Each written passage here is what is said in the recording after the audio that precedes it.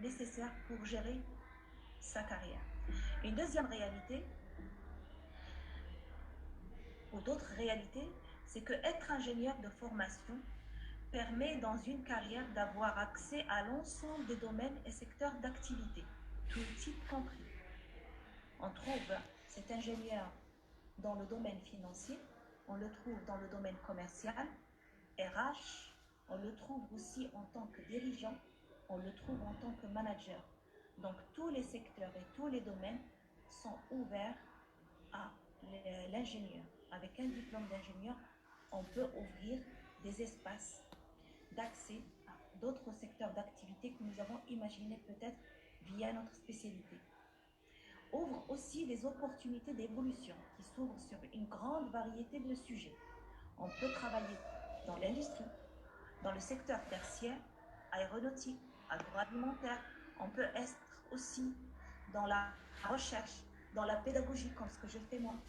Ça pourrait être aussi des opportunités d'évolution non imaginables. Alors, parmi aussi les réalités, c'est que l'étude d'ingénieur permet la possibilité de passer rapidement d'un domaine à l'autre au cours d'une carrière sans être cloisonné dans une seule spécialité. C'est une réalité. Tout ce que je viens de dire là, c'est des réalités. C'est des réalités du marché et c'est comme ça qu'on peut et on doit présenter ce diplôme d'ingénieur.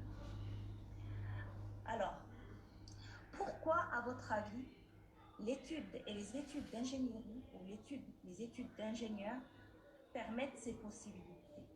C'est parce qu'au-delà des acquisitions techniques, en parallèle, en faisant des études d'ingénieur, nous avons l'acquisition et la maîtrise des aptitudes exceptionnelles. Nous avons des aptitudes exceptionnelles. Être ingénieur, c'est être apte à analyser les données et les situations avec force, pertinence et précision, de raisonner d'une manière très logique qui garantit la fiabilité des solutions. Être ingénieur, c'est aussi être apte à résoudre des problèmes avec méthode.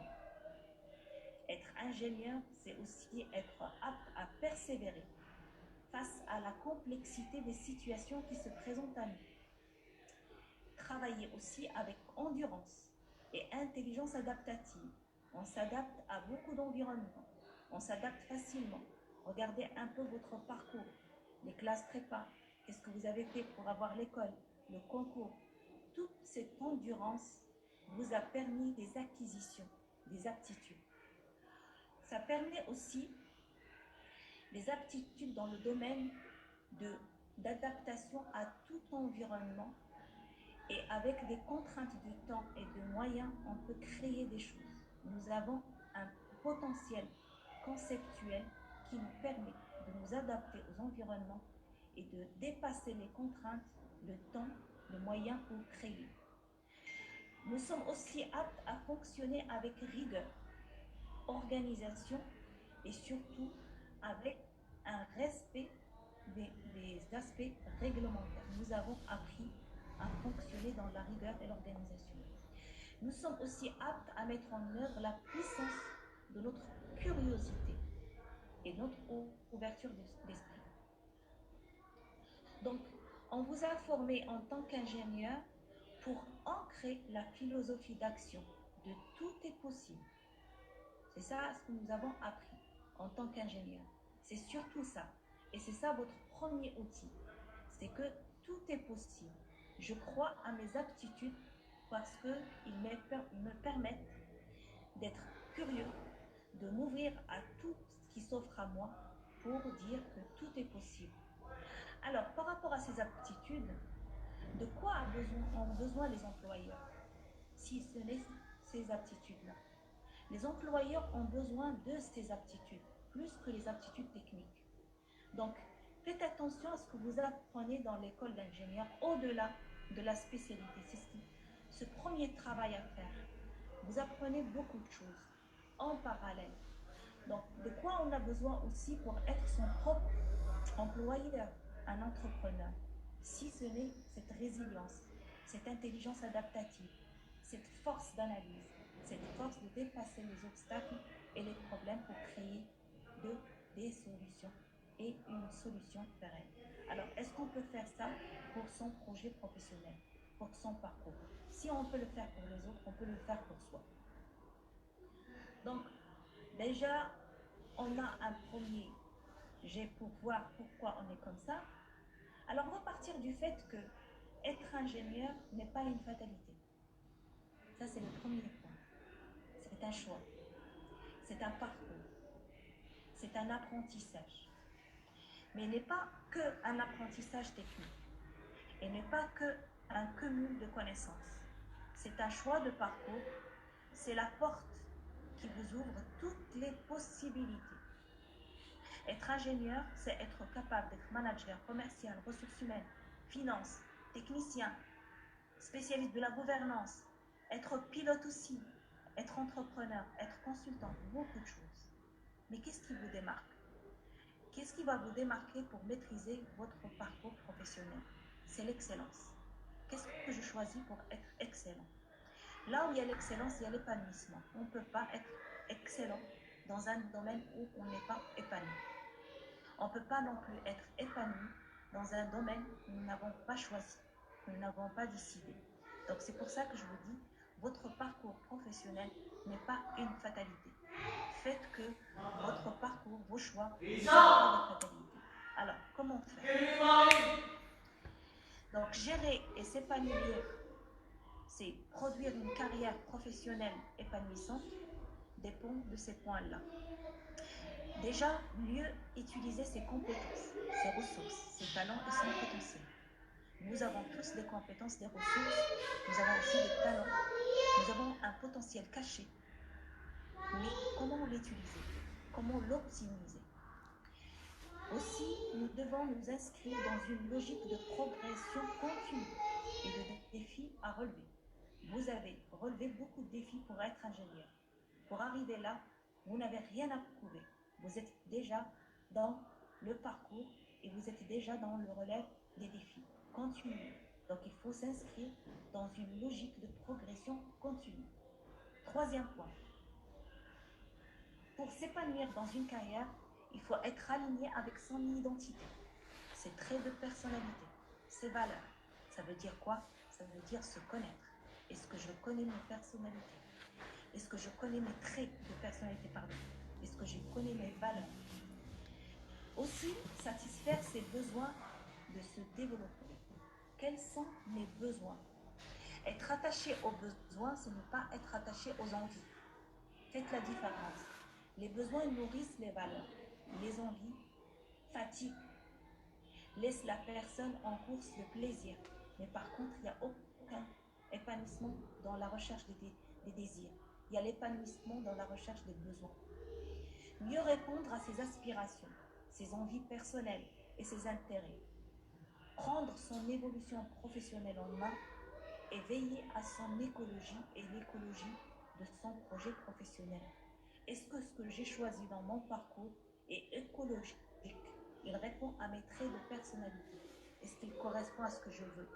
Nous rencontrons beaucoup de personnes qui sont fatiguées, qui arrivent au burn-out, qui sont fatiguées donc sous la puissance de ce travail qu'ils n'ont pas forcément choisi et qui n'est pas forcément écologique par rapport à ce qu'ils souhaitent être. Donc, aller chercher cette écologie passe via des paradoxes. Nous avons des paradoxes dans le milieu de travail et surtout chez les ingénieurs. Comment explique-t-on le manque d'enthousiasme, d'épanouissement dans des métiers que nous avons choisis? Comment explique-t-on le manque de maîtrise de son évolution professionnelle? Comment un ingénieur peut-il subir une carrière professionnelle qu'il n'a pas forcément et peut-être choisi?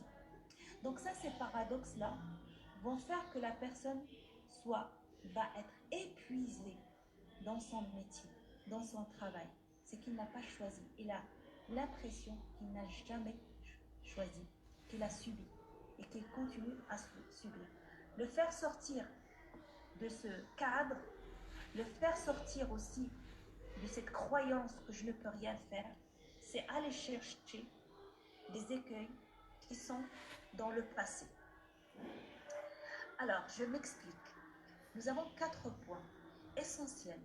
Si nous ne les avons pas traités sérieusement, on ne va pas maîtriser son parcours professionnel. Le premier point, c'est que souvent, c'est le moi social qui a choisi pour nous et qui a cristallisé nos choix et nos scénarios de vie. J'explique ce que c'est que le moi social.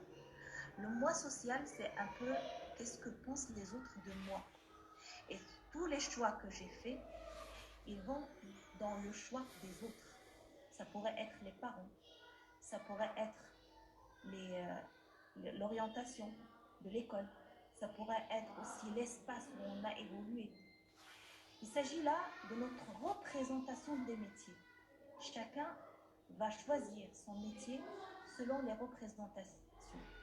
Et bien sûr, le deuxième point, comment moi, en tant que personne qui évolue dans une société, j'ai choisi mon métier, j'ai choisi d'être ingénieur, ou je choisis aussi de faire évoluer ma formation d'ingénieur vers des espaces d'évolution plus épanouis.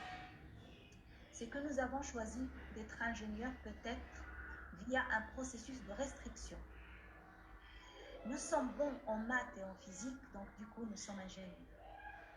C'est pas parce que nous avons choisi, c'est parce que les autres ont choisi pour nous. C'est sur la base de nos capacités.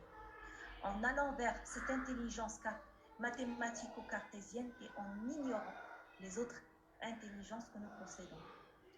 Ça pourrait être aussi le choix parce que c'est prestigieux. Ça pourrait être aussi le choix parce que ça correspond plus à un genre masculin ou féminin. Comment nous choisissons nos professions? Il faut dépasser ce cadran de capacité, prestige et genre et libérer son moi pour dire que voilà comment je veux orienter mon parcours professionnel. Aussi, nous choisissons mal notre parcours professionnel par manque de maturité vocationnelle. Ça veut dire quoi? Ça veut dire que nous n'avons pas une décision vocationnelle. Nous sommes dans l'indécision vocationnelle. Nous n'arrivons pas à fixer des buts et à décider. Je ne connais pas donc je suis dans l'incertitude, donc je ne peux pas décider. Et c'est un cercle vicieux. Tant que je n'ai pas d'informations et j'ai des incertitudes, je ne peux pas décider. Où est-ce qu'il est le goût de prise de risque? Quatrième point aussi qui peut freiner tout un parcours, c'est la non-conscience de ses propres capacités et compétences. Manque de confiance en ses compétences. Manque de l'autodétermination. Je ne connais pas mes capacités. Je connais juste mes compétences techniques. Je suis capable de résoudre des problèmes techniques. Mais au-delà des problèmes techniques, de résolution des problèmes techniques, j'ai des capacités. J'ai d'autres compétences, j'ai d'autres talents. Est-ce que je me connais bien? Est-ce que j'ai confiance en ces talents? Donc ça, c'est les écueils qu'il faut surmonter pour pouvoir aller dans une démarche de maîtrise de parcours professionnel. Comment y aller? D'abord, commencer par se poser les bonnes questions. Explorer dans son intérieur pour avoir une connexion permanente avec soi, avec ses capacités et avec ses talents. Est-ce que nous avons établi cette connexion? Être honnête avec soi. Qu'est-ce que je maîtrise? Qu'est-ce que je ne maîtrise pas? Qu'est-ce que je sais faire? Qu'est-ce que je peux apprendre? Dépasser ses peurs et ses croyances limitantes. Avoir une confiance en soi et ne pas dire je crois que je ne suis pas capable. Croire, c'est aussi croire avec une croyance aidante. Je suis capable de surmonter les défis. Je suis capable de pousser les montagnes d'obstacles. Je suis capable de réaliser l'impossible. Cela arrive avec un travail sur 2 axes, le développement personnel et le développement professionnel. On ne peut pas fonctionner les formations en tant que développement professionnel et dire que j'évolue. Nous avons, dans notre parcours, rencontré beaucoup de personnes qui collectionnent beaucoup de formations, qui assistent à beaucoup de formations, qui ne font que se former, mais en aucun cas ils n'arrivent à maîtriser leur parcours professionnel. Ça s'appelle le syndrome de l'imposteur. Ils sont tous dans une course infinie pour acquérir les techniques, pour acquérir les connaissances. Mais de là à les déployer, ils ont besoin d'un développement personnel pour pouvoir les déployer. Donc, travailler en parallèle sur ces deux axes. Aucune formation technique seule, sans un développement personnel, ne peut arriver à une maîtrise de parcours professionnel. Il faut absolument développer ses connaissances techniques, ses compétences techniques, mais en même temps développer la confiance en soi, la maîtrise de soi. Je commence d'abord par explorer moi-même, en posant la question, qu'est-ce qui m'a poussé à choisir l'ingénierie? Est-ce moi? Est-ce un choix de mon entourage? Est-ce influence de mon entourage pour mon avenir? Peut-être c'est mon... Jusque-là, c'est ma société qui a décidé pour moi. Mais pour mon avenir, je décide que c'est le moi privé qui va choisir pour moi et qui va décider pour moi. Alors, c'est quoi le moi privé? Aller à la recherche de son moi privé, c'est se connecter avec mon moi privé, c'est poser la question, quelle connaissance ai-je de moi? Est-ce que je me connais? Est-ce que je connais mes valeurs? Est-ce que je connais mes besoins? Est-ce que je connais réellement mes motivations? Est-ce que je connais mon identité, ma personnalité? Est-ce que je connais et je sais ce que j'aime, ce que je déteste? Est-ce que je sais ce qui est important pour moi? Est-ce que je connais mes limites? Est-ce que c'est une connaissance sur laquelle j'ai travaillé moi-même et je suis arrivée tout seul à cette connaissance, ou je suis influencée par la perception des autres, la perception des parents, la perception de l'entourage, la perception de ce qui a été dit quand j'étais enfant, ce que j'ai entendu? Est-ce que ce choix-là se base sur ma connaissance de moi? Est-ce que je me connais? C'est le premier travail à faire, c'est se connaître. Deuxième travail à faire, c'est aller explorer sa maturité vocationnelle. Découvrir pendant tout ce parcours qui m'a mené à cette école d'ingénieur, comment j'ai décidé, comment j'ai choisi, comment, sur la base de mes besoins, j'ai décidé. Est-ce que je me base sur mes besoins pour décider? Est-ce que j'ai assez d'informations pour décider? J'ai décidé au pif. Développer ma maturité vocationnelle, c'est tout à fait faire face à l'indécision vocationnelle. Aller chercher ma capacité à décider en toute autonomie. Est-ce que j'ai décidé en toute autonomie? Est-ce que j'étais influencée? Aller chercher aussi comment je peux avoir les informations. Comment je fais pour avoir les informations? Comment je fais pour découvrir mon environnement? Et sur la base de ces informations, comment je fixe mes buts? Comment je fixe mes buts sur des informations? Est-ce que je le fais d'une manière objective ou je suis influencée par les autres? Tout ça va me renseigner sur ce qu'on appelle les scénarios de prise de décision. Comment moi, en tant que personne, j'ai développé des scénarios depuis mon jeune âge. Et quand je parle depuis le jeune âge...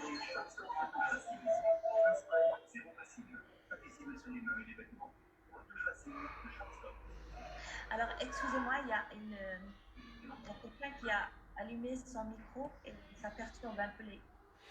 Voilà. Éteignez les micros, s'il vous plaît. Oui. Voilà, donc je continue sur l'exploration de la maturité vocationnelle. Est-ce que c'est bon? C'est bon, Victor? Oui, c'est bon. C'est bon. Ok. Alors, donc, une fois que je fais le premier travail, c'est l'exploration de moi, je peux partir sur l'exploration de ma maturité vocationnelle. Ceci dit, cette exploration-là va me permettre d'aller chercher quels sont les scénarios dans le passé, dans mon passé depuis mon jeune âge, quels étaient mes scénarios de prise de décision, comment j'ai pris mes décisions, comment j'ai choisi, Allez-y avec toute honnêteté dans ce scénario-là. Regardez, est-ce que vous étiez en autonomie ou vous étiez dans une influence? Et si c'est une influence, laquelle? Est-ce que c'est une bonne influence? Est-ce que c'est une influence qui rétrécit vos choix? Est-ce que c'est une influence qui impacte vos buts? Allez chercher ces scénarios sur votre histoire professionnelle. Comment vous êtes arrivé jusque-là?